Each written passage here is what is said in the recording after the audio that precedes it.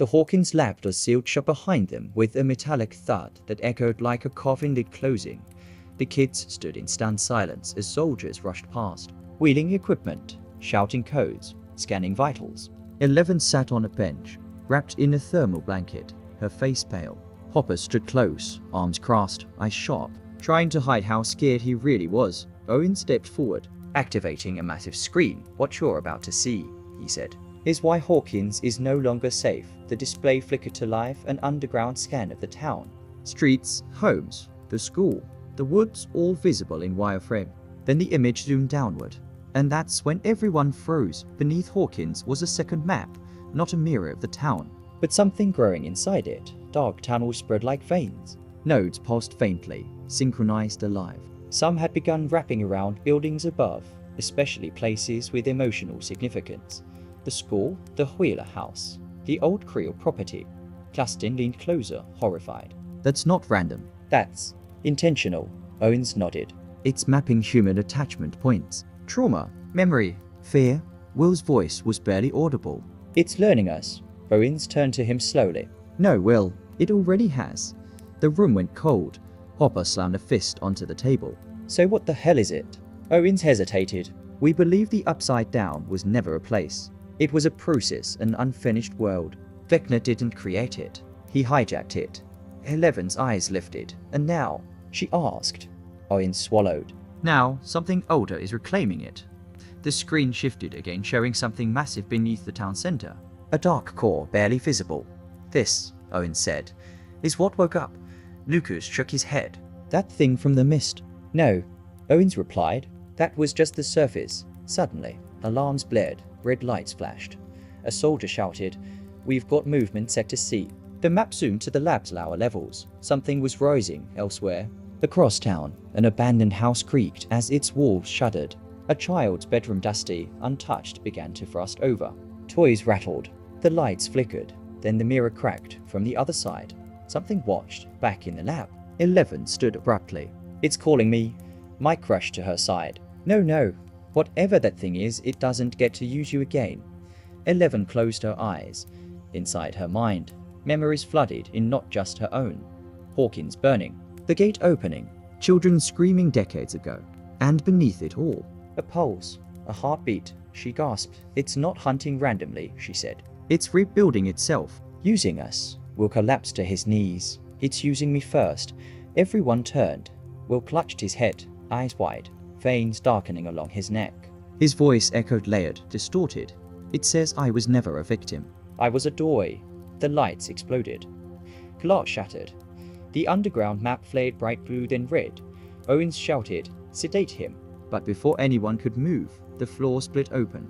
A shockwave knocked everyone back as black mist poured upward, thicker than before. Inside it, shapes twisted. Not monsters. Not yet. Forms unfinished. Hopper raised his weapon. "Everybody down."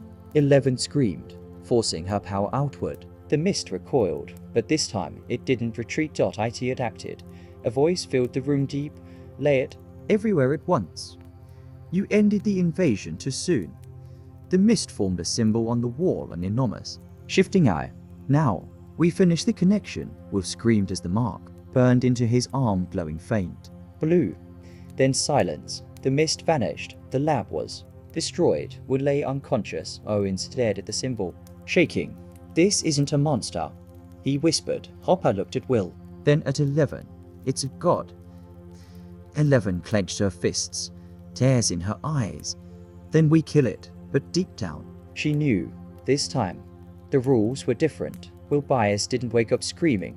That was the first thing that terrified everyone. He lay still in the lab's medical wing, eyes closed, breathing calm to calm. Machines beeped softly beside him, their steady rhythm almost mocking the chaos that had ripped through the facility hours earlier. Mike sat at his bedside, refusing to move. 11 stood near the wall, arms wrapped around herself, staring at the glowing mark burned into Will's arm, an eye-like symbol, slowly fading, but never fully disappearing. Owens entered quietly. "We've run every scan," he said. "There's no infection, no possession, no foreign tissue." Hopper turned sharply. "So why does he feel like a damn ticking bomb?" Owens hesitated, because the entity didn't take control of Will. It connected to him. 11's head snapped up. Like a network? Owens nodded. Like a root system finding its strongest anchor. Will stirred. Everyone froze. His eyes opened slowly, but they weren't panicked. They were focused. He's awake. Mike whispered. Will turned his head, looking directly at 11. It wants you to know, he said calmly, that Hawkins was never an accident. The truth begins. Owens dimmed the lights and activated another screen. Old black and white footage appeared grainy, dated. This was taken in 1959, Owens explained. Long before Brenner, long before 11. The footage showed farmland where Hawkins now stood. Scientists drilled deep into the earth. The ground trembled. Instruments spiked wildly. They weren't trying to open a gate, Owens said. They were listening. The screen cut to another image, an underground cavern pulsing faintly with blue energy. They found something buried, Owens continued. Something ancient, dormant, not from the upside down. Dustin leaned forward. Wait, so the upside down wasn't first? Owens shook his head. No, Hawkins sits on top of a convergence point between realities. A weak spot where worlds brush against each other. Will spoke again, voice soft but unnerving. It's a scar. Owens nodded slowly, and scars reopen. Vecna was a symptom. The footage changed, this time showing young Henry Creel being observed from behind glass. Henry didn't create the upside down, Owens said. He heard it. 11 felt a chill crawl up her spine. It whispered to him. Will added. Taught him how to shape it. Use it, Mike's voice cracked. So Vecna was just a puppet, a prototype, Owens said grimly. The entity needed a mind capable of reshaping reality. Henry was the first successful bridge. 11 clenched her jaw. And me? Owens looked at her with sorrow. You were meant to replace him. The room fell silent. The entity's purpose will set up slowly. It doesn't want to destroy us, he said. It thinks we're incomplete, Max frowned. Incomplete how? Will's eyes darkened. Because we're cut off from the rest of existence. From other worlds. Other versions of ourselves. 11 felt the echo of the voice again in her mind. You are fragments, Will continued. It wants to merge everything. All realities. All timelines. Dustin whispered. Multiversal horror. Cool. Hate it, Owens paced. If it succeeds, Hawkins becomes the center point. Ground zero for a reality collapse. Hopper cursed under his breath. And the kids? Will looked at Mike, then 11. It needs living anchors. People already touched by the upside down. A pause. People like us. A vision of what's coming. Will's eyes rolled back suddenly. The machine spiked. He gasped. I can see it, he whispered. Hawkins folded into itself. Streets overlapping. Buildings melting together. He screamed, the sky tearing open. 11 grabbed his hand, pushing her power into him, steadying. Grounding, what else? She demanded. Will's voice dropped to a whisper. It says the final phase is called.